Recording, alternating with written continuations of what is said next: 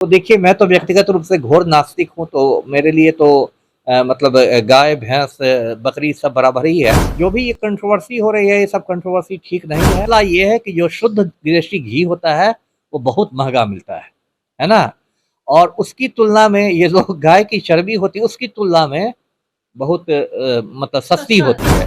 तो ये जो पूरा जो खेल है, ये पूरा जो खेल है वो मुनाफ़े का खेल। जो मंदिर की प्रबंधन समिति है, वो दोषी है। नमस्कार, आप देख रहे हैं आगाज फर्स्ट न्यूज और मैं हूं आपके साथ करुणा तिवारी। करीब बहुत सारे मंदिरों की बहुत सारी कहानियां आती है, लेकिन साउथ में एक मंदिर है तिरुपति मंदिर, जो काफी चर्चा में रहता है। ये मंदिर हमेशा, इस मंदिर को कहीं ना कहीं बहुत सारे श्रद्धालु जाते हैं और उसके प्रति श्रद्धा भी है। लेकिन कुछ दिनों से खबरें आ रही है कि वहां पे जो प्रसाद बनता है उसके घी में चर्बी मिलाया जाता है, यानी जो घी बनता है वो चर्बी वाला होता है। करीब 5 डेयरी को वहां पे बैन कर दिया गया है। इस विषय पर चर्चा करेंगे। हमारे साथ मौजूद है पूर्व आईपीएस अमिताभ दास सर। सर, बहुत बहुत स्वागत है। जी, धन्यवाद आपका। सर, जो तिरुपति मंदिर तो आप जानते ही होंगे, वहां पर जो भगवान को भोग लगता है, उसमें ऐसा कहा जा रहा है कि उस लड्डू में चर्बी वाला घी मिलाया जा रहा है। जी, दर्शकों को मैं पूरा मामला ये बता दूं, ये जो तिरुपति मंदिर है, ये आंध्र प्रदेश में है, दक्षिण भारत के आंध्र प्रदेश में है। और ऐसे इसका मतलब पूरा नाम है टीटीडी, तिरुपति तिरुमला देवस्थानम। और ये पहाड़ी पर बना हुआ मंदिर है और दुनिया के सबसे धनी मंदिरों में इसकी गिनती होती है। मतलब आप इसको जो चढ़ावा चढ़ता है, समझिए हर साल इसको करोड़ों करोड़ के चढ़ावे चढ़ते हैं। इसको बहुत धनी मंदिर माना जाता है और देश विदेश से लोग यहाँ आते हैं। बहुत लोग तो वहाँ जाते हैं सिर्फ ये मुंडन कराने के लिए जाते हैं। और तिरुपति मंदिर, एक दिलचस्प बात दर्शकों को बताओ, हर साल लाखों करोड़ों रुपए के बाल बेचता है, जो वहाँ इतने लोग आके मुंडन करवाते हैं। तो उसी तिरुपति मंदिर का जो प्रसादम जिसको कहते हैं, वो उसमें लड्डू बनता था और भगवान को भोग लगाता है तो फिर वही प्रसाद बन जाता है, फिर वही श्रद्धालुओं को मिलता है। तो उसको लेके कुछ विवाद था, तो गुजरात के एक लेबोरेटरी में, गुजरात के एक प्रयोगशाला में उसका टेस्ट हुआ। तो उसमें जो चौंकाने वाली बात आ रही है वो ये आ रही है कि उसमें बीफ टैलो मिला है, मतलब गाय की चर्बी। आप सीधे शब्दों में कहें तो गाय की चर्बी है। तो देखिए, मैं तो व्यक्तिगत रूप से घोर नास्तिक हूँ, तो मेरे लिए तो मतलब गाय, भैंस, बकरी सब बराबर ही है। लेकिन जो ऐसे आस्थावान हिंदू होते हैं, उनके आप जानते हैं गाय को माता का दर्जा दिया जाता है। और मतलब गाय की चर्बी तो बहुत ये हो गई, मतलब हिंदू लोग तो मतलब ऐसा होता है कि सावन में कोई मीट मछली नहीं खाते। अब नवरात्र आएगा, उसमें कुछ लोग खाना छोड़ देंगे। बहुत तो इतने आ गए हैं कि प्याज लहसुन तक नहीं खाएंगे। तो उनको जब ये पता चला कि भाई जो लड्डू, और वो भी तिरुपति मंदिर का जो लड्डू वो खा रहे थे और अपने रिश्तेदारों में बांट रहे थे, और रिश्तेदार लोग एकदम दो हाथों में बहुत ही आस्था के साथ उसको ग्रहण कर रहे थे, उसमें गाय की चर्बी है। तो देखिए, ये तो आप कह ही सकते हैं। लेकिन इसको सबसे एक दो बात मैं दर्शकों से कहूँगा। पहली बात कि इसको जो संघ परिवार है, यानी भाजपा, आरएसएस एंड कंपनी, जो कि देश में नफरत की राजनीति करते हैं, भाजपा को, बीजेपी को भारत जलाओ पार्टी कहते हैं, वो इस पूरे मामले को एक सांप्रदायिक रंग देना चाह रहा है ना? तो इससे लोगों को बच के रहना चाहिए। एक कोई हिंदू, मुस्लिम, हिंदू, ईसाई, ये सब मसला नहीं है। मसला क्या है वो मैं बताता हूँ। मसला ये है कि जो शुद्ध देशी घी होता है, वो बहुत महंगा मिलता है ना?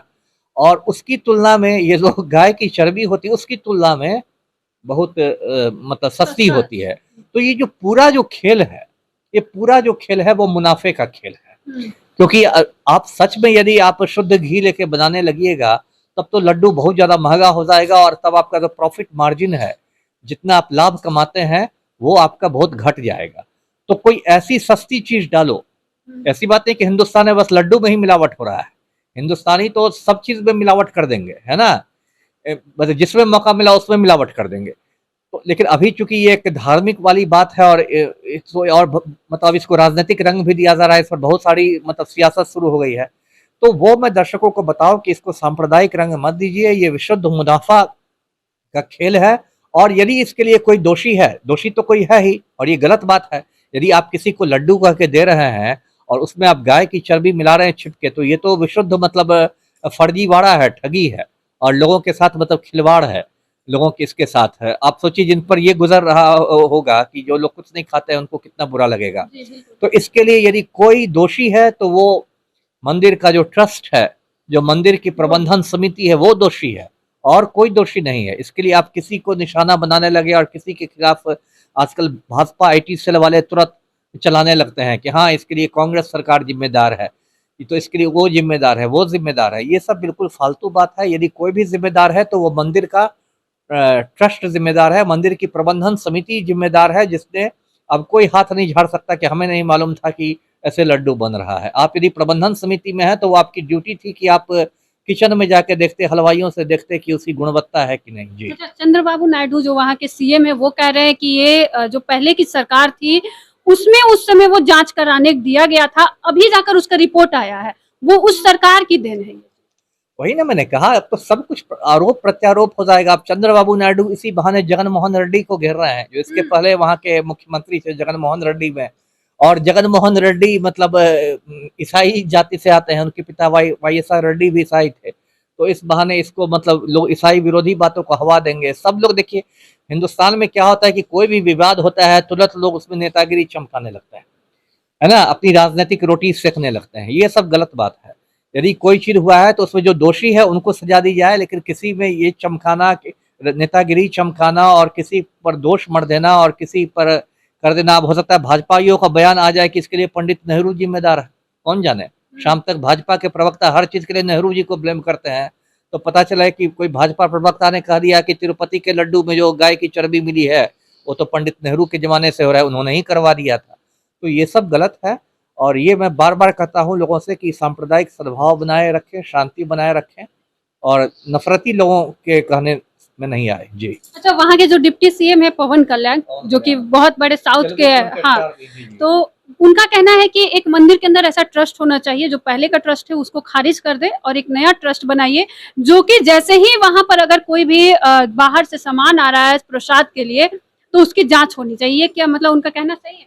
नहीं, जांच तो होनी ही चाहिए। जांच क्यों नहीं होगी? मान लीजिए, एक तो इतना मैंने कहा भी, दर्शकों को बताया कि दुनिया के सबसे धनी मंदिरों में से है, उसका बजट है ना, करोड़ों का बजट है। तो क्या करोड़ों का खर्च आप बिना ट्रस्ट के कर सकते हैं?